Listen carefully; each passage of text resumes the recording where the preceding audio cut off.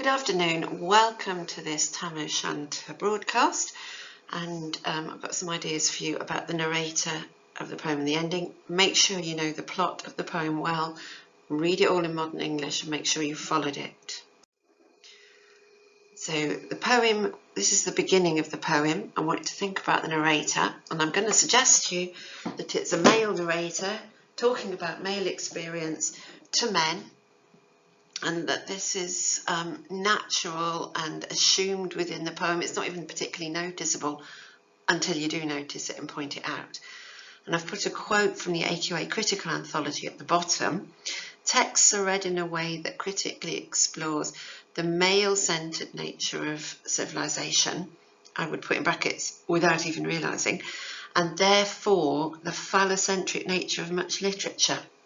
Phallocentric just means male-centered. So the idea that a lot of literature is about men, by men, to men. So let's have a look at this narrator.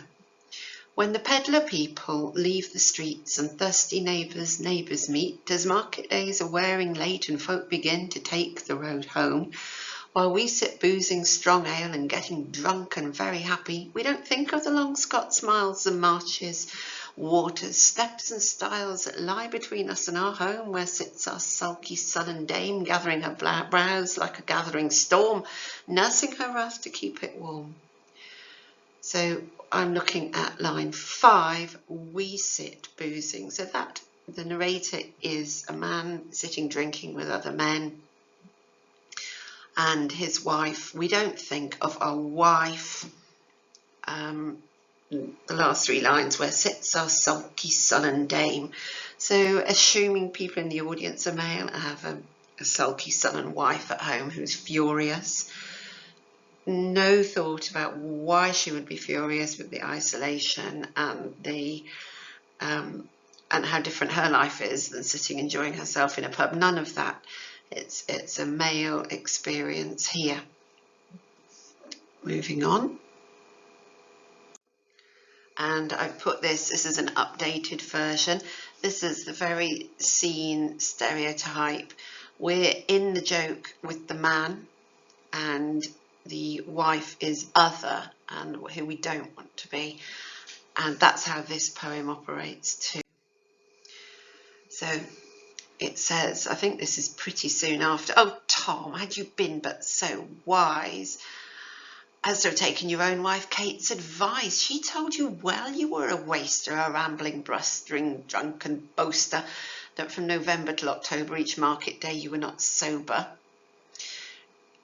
During each milling period with the miller you sat as long as you had money. For every horse he put a shoe on, the blacksmith and you got roaring drunk on. That at the Lord's house, even on Sunday, you drank with Kirkland Jean till Monday. She prophesied that late or soon you'd be found deep drowned in Doon, or caught by warlocks in the murk by Alloway's old haunted church. So this sounds like, oh, this is a poem that's very respectful towards Tam's wife. But it's not really, is it? It's kind of cheeky finger-wagging joke here. I need to work out with you how to express that better. Oh, listen, Tom, should have listened to her. This idea that we're in the joke with him and we're being, the narrator is in the joke with him and us by extension. And from the slide before, this in-joke at the wife being a naggy old scold. You should have listened. It's kind of lip service. It's tongue-in-cheek. I got there in the end. And the narrator carries on even more, talking to the ladies in the audience now directly. Oh, gentle ladies, this is the last 4 lines. It makes me cry to think how many counsels sweet, how much long and wise advice the husband from the wife despises. And this is, again, othering. It's not bringing the women in the audience into the joke and being part of the fun and the drinking. It's this, oh, you're so wonderful, you gentle ladies. It's an ironic tongue-in-cheek. It makes me cry to think how much advice is ignored. It doesn't. So, moving on. Tam gets to the church and he's been drinking, and he gets to the church and he sees all these witches throw off their clothes. Oh, Tam, had these been young girls, all plump and strapping in their teens, their underskirts, instead of greasy flannel, had been snow white 1700 linen. These trousers of mine, my only pair that once were plush of good blue hair, I would have given them off my buttocks for one blink of those pretty girls. So again, the narrator joining in the experience. So obviously, if any of us see young women, we are going to want to throw our trousers off. Well, that kind of excludes me from this joke, and a lot of people from this joke. So it's a kind of all-inclusive male joke, really.